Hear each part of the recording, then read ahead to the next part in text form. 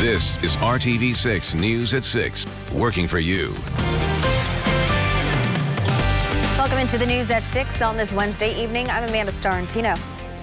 And I'm Mark Mullins. First tonight, the family of Dreasjon Reed now has his autopsy report. This comes 3 months after an IMPD officer shot and killed Reed after a chase.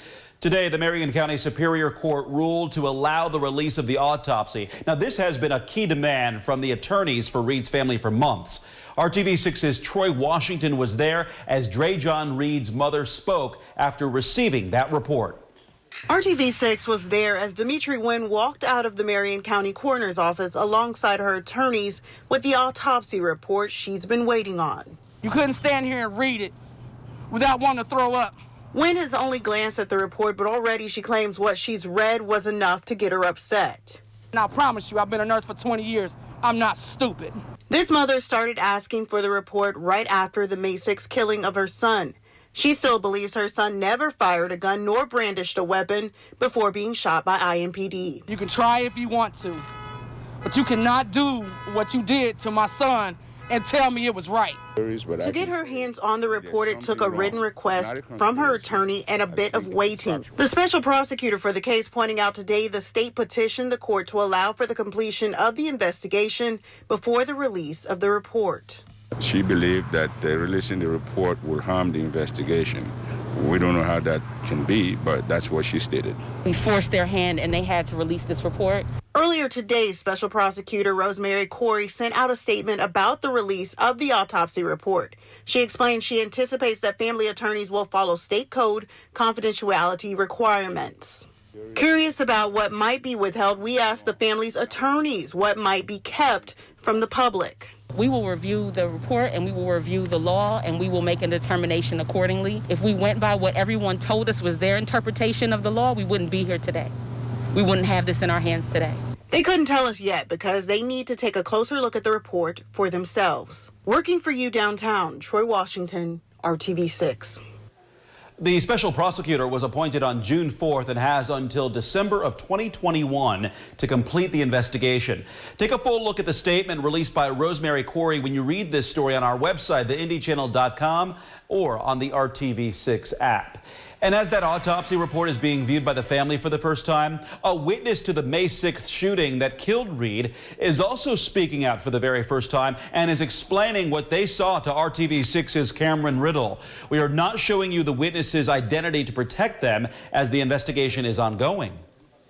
At any time, did you see that Dreasjon was coming toward the officer or pointing something at him? I never saw Dreasjon be threatening towards the officer. But you're confident as Dreasjon was running, he never pointed a gun at a police officer? I'm confident. The attorney representing Reed's family confirms to RTV6 that the witness you just heard from saw the IMPD officer involved shooting. The witness will be part of this ongoing investigation, according to Reed's attorney, Fatima Johnson. Johnson tells RTV6 that her office informed the special prosecutor in this case about this witness and their information about the shooting. The witness you just heard from has also been interviewed by Indiana State Police. We also reached out to the special prosecutor's office for a statement about this witness, and we are waiting for a response. Our Call 6 Investigates team has been on top of the latest developments here. As we reported exclusively in June, the gun found by Reed's body was just like the one seen in Reed's Facebook Live video stream on the day of the incident.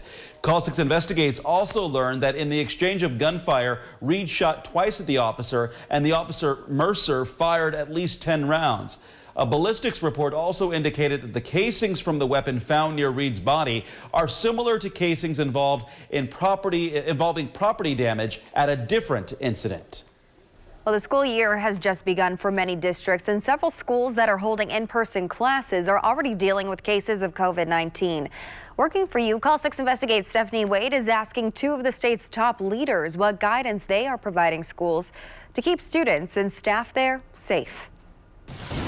We've been hearing from parents concerned over what to do to send their child to school or not. Cases are being reported, it feels, just as soon as those school doors are opening. People want to know what's next. I continue to believe that our schools can safely reopen by wearing masks, practicing social distancing, and good hand washing. State Health Commissioner Dr. Box standing by her belief that schools can in fact safely reopen despite having positive cases on week 1. Reiterating whether schools decide to close or stay open is up to them and their local health department. But they should look at how many cases they have, she says, whether those students were in one classroom or if it's spread throughout the building. Another issue lawmakers have been calling for is tracking COVID cases in schools.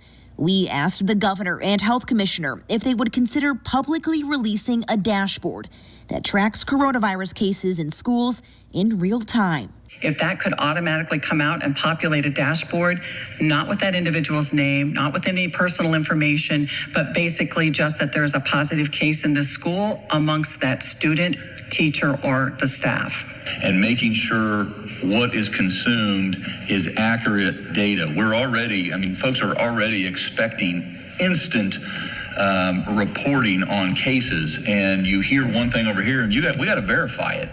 State leaders say they are evaluating the legality of releasing that information right now. The state health commissioner also telling me today this is something they were expecting. They were anticipating to see cases in schools quickly after reopening. She says as we're seeing more cases in younger folks as this pandemic unfolds.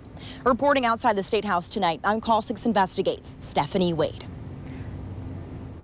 And as some school districts begin returning to in-person learning, some teachers and parents are worried about the guidelines set in place for contact tracing after a positive COVID-19 case. RTV6's Megan Sanctorum is working to find out what the CDC is recommending and what you need to know to keep your family safe. It's something school districts have planned and prepared for. Positive COVID-19 cases in the classroom. So far, it's happened in districts like Greenfield, Avon, and Brownsburg.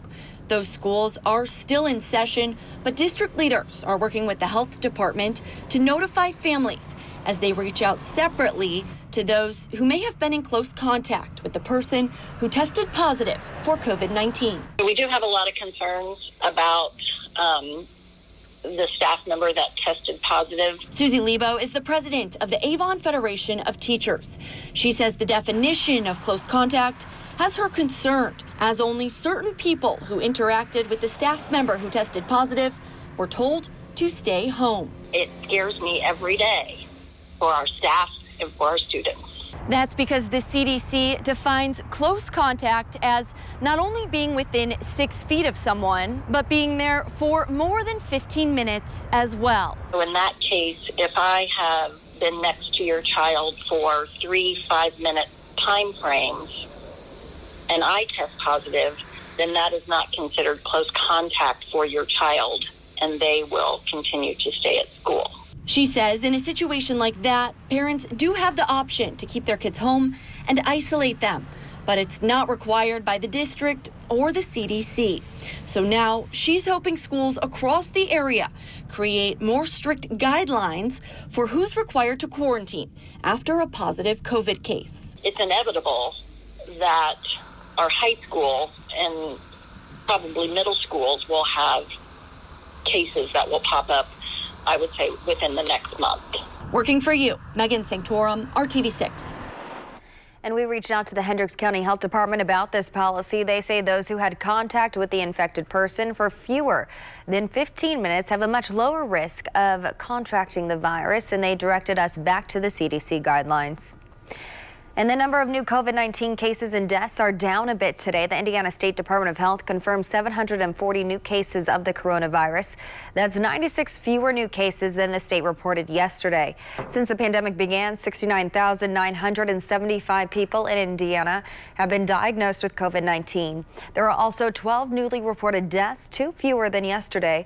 So far, 2,805 Hoosiers are confirmed to have died from COVID-19. More than 792,000 people in Indiana have been tested for coronavirus. 8.8% of them tested positive for it.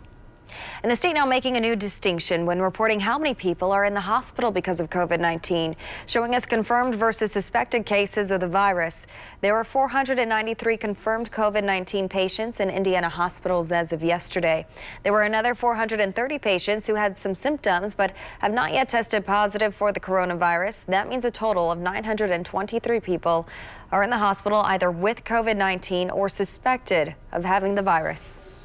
A Fishers couple has filed a formal complaint against Hamilton Southeastern schools to get their son back into school. The Degg family claims the school district is failing to provide crucial services to their son Dylan and other students with special needs. At school, Dylan gets occupational, physical, and speech therapy as well as academic instruction. But that all came to a stop in March when HSE and other schools closed amid COVID-19. The Deggs had hoped Dylan would return this month, but Hamilton Southeastern is starting its school year with virtual instruction only. The Deggs filed a formal complaint with the Indiana Department of Education this week, saying the district is failing to provide services for their son, which they say is a violation of federal law. We rely on the public school system to assist with Dylan so that Dylan can have the best possible opportunities. It's important to us that he has equal opportunity. And the reality is that Dylan needs the extra servicing that we cannot provide him here because we're not physical therapists. We're not occupational or speech therapists. I'm not a special education instructor. I don't have the skill sets to help him thrive. Their attorney, Tom Blessing, says the district is violating the Individuals with Disabilities Education Act. We reached out to HSE for their response to the complaint. A district spokeswoman says they are still reviewing it. You can read HSE's reopening plan in this story on the RTV6 app or at our website, theindychannel.com. Indiana University Health is proposing a $1.6 billion expansion project that would consolidate its downtown Indianapolis campuses and create a new 576-bed hospital. This is a look at the artist renderings of what the new hospital would look like. IU Health filed these plans with the city today. The proposal is to consolidate operations at IU Health Methodist and University hospitals and open a new facility in 2026. The Methodist Hospital complex would undergo renovations and be integrated into the larger campus. IU Health officials say the coronavirus pandemic has influenced the design of the proposed new hospital, that it will have a flexible design with adaptable spaces, including sufficient intensive care units to handle surges of ill or infectious patients. Many local businesses are getting help through the Paycheck Protection Program, but despite that help, some are still letting employees go. Call 6 Investigates finds out why. And I'm Dave First. Colts camp is underway with a whole different look these days. We'll check in with the guys on the Northwest side via Zoom, and for the first time hear from Phillip Rivers in a Colts jersey. Coming up in the Sports Extra Spotlight. And Dave, there's a different feel to Colts camp as well with these cool temperatures. Another cool night. The coolest spot may well be Peru in the morning. Talk about what happens after that coming up.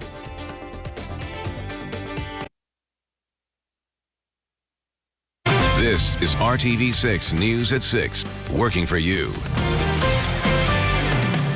A central Indiana business received millions in federal funding to save jobs, but some jobs didn't survive. We are now tracking the money. Former restaurant workers brought their concerns to Call 6 Investigates' Kara Kenny, who's been digging into this. Cunningham Restaurant Group owns more than a dozen restaurants in central Indiana, like Brewburger and Mesh. Former CRG employees contacted us asking why the company was cutting jobs, even though it received millions of dollars in federal funding. A worker contacted us back in May saying she was laid off by Cunningham Restaurant Group. That employee told us CRG received money from the Paycheck Protection Program, federal funds meant to help businesses keep workers on their payroll. In July, we heard from another employee who says he too was laid off by Cunningham Restaurant Group. We did some checking and found on July 6th, the Small Business Administration released data showing CRG received between $5 and $10 million from the Paycheck Protection Program. Cunningham Restaurant Group would not tell us exactly how much they received. Businesses don't have to pay the loans back as long as they're used mostly on paying employees, mortgages, rent, and utilities.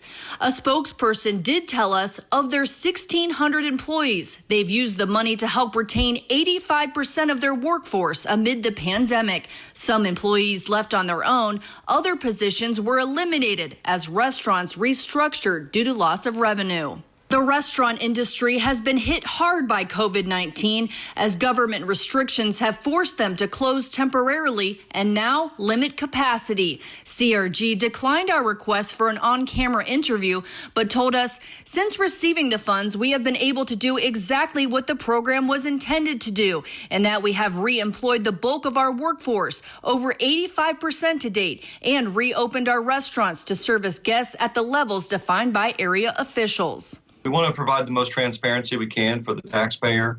We checked with the Small Business Administration, who told us in general, businesses that get PPP loans have to retain 100% of their full-time equivalent jobs for the loan to be 100% forgiven. When they ask for the forgiveness, they're going to have to prove how many jobs they were able to retain through this process. That means Cunningham Restaurant Group will likely have to pay back some of its loan. They told us, we are meeting all outlined requirements of the program and will continue to do so until this crisis subsides. Billions of dollars are still left in the Paycheck Protection Program. The PPP program is still open. It's good through August 8th at this point in time. There's still plenty of money available, so if you haven't applied, please apply. If you'd like to find out if a local business received PPP funds, you can go to our searchable database in this story on the RTV6 app or our website, WRTV.com. Kara Kenny, RTV6. Temperatures, they started cool this morning and skies were perfectly clear. Didn't take long, just like yesterday, for clouds to build across central Indiana. As that warmer air from the ground rises, cools, builds into cumulus clouds, cirrus clouds, and always good to step out in the living classroom and check out what's around you. Not leading to any showers, though, with the clouds. Those will continue to fade out as we go through the evening hours, and we'll stare at the temperature again. 72, that's temperature right now in Marion, 71 in Anderson. Temperatures as we go to the south, not too much different. Bedford's at 74, 73 in Decatur County in Greensburg. Love this picture too. John Means of Hendricks County sent this in. Right in the center, you can see the streaking wispy clouds. Those are cirrus clouds. They're made of ice crystals. They're high enough up you don't have water droplets. You've got frozen ice crystals as a result of how cold it is up there. 51, that will be the temperature tomorrow in Peru. I think it's possible a couple areas could drop into the upper 40s again. It's not the last of the comfortable nights, but they will dwindle. I think we've got one more in us. Friday morning we should be in the upper 50s. You see the trend. The horizontal line there is for average temperatures at 84. We go up and over that. We'll be in the upper 80s for a couple of days, late weekend and early next week. We'll hold on to our dry stretch, not just dry tomorrow and Friday, but also Saturday. Chance for thunderstorms slips back into the state as our temperatures come back up, but also the humidity will be rising. Thursday, tomorrow, mixture of clouds and sunshine, pretty much the same plan we had today. You start with the skies clear, you pick up the fair weather clouds through the afternoon. We start to warm up just a little bit more. That trend continues on Friday. Temperatures should climb above 80 degrees in many spots, and that sets the tone for the weekend as temperatures climb from there. Humidity, more noticeable Saturday. Definitely you'll feel it on Sunday. Temperatures will be in the upper 80s. Monday, Tuesday, Wednesday, we start to go backwards a little bit with our temperatures back into the mid-80s, and we'll hold on to that daily chance for thunderstorms. Once that arrives on Sunday, still a chance for thunderstorms Tuesday and Wednesday. Notice the overnight lows in the low 50s tonight, but around 70 for overnight lows early next week. Still, all in all, not a bad forecast.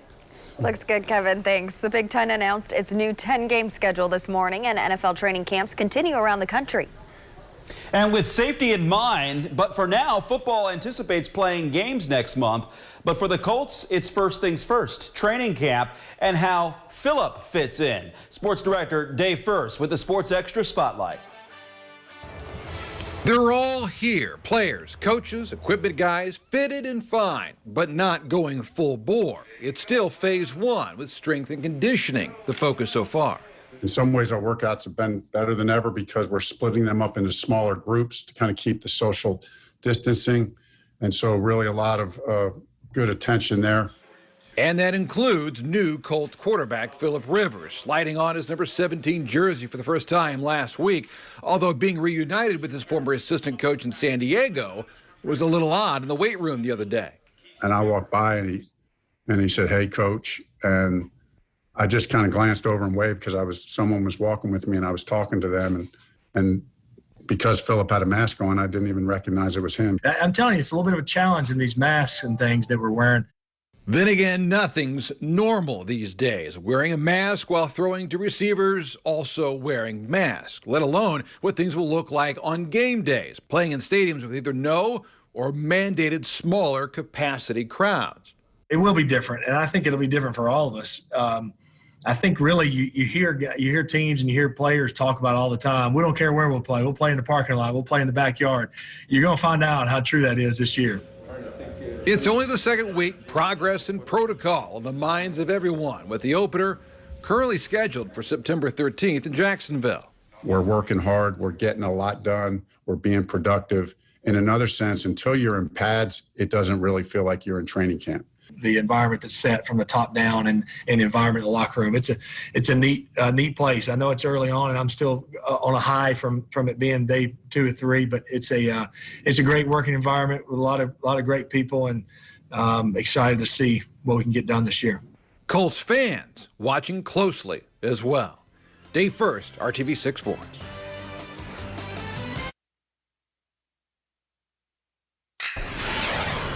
Today's RTV6 photo of the day comes to us from Donna Sparks. She sent us this incredible picture of a rose of Sharon flower with a bee making himself or herself right at home. Good for that. Those flowers are so gorgeous too. We want you to share your photo of the day with us. Send it to news@wrtv.com. You might want to take a picture of the sunset this evening. Should be another beauty. Clouds will begin to thin out. Temperatures into the low 70s by 9. When we get together at 11, 65. That's all for now. We'll see you at 7.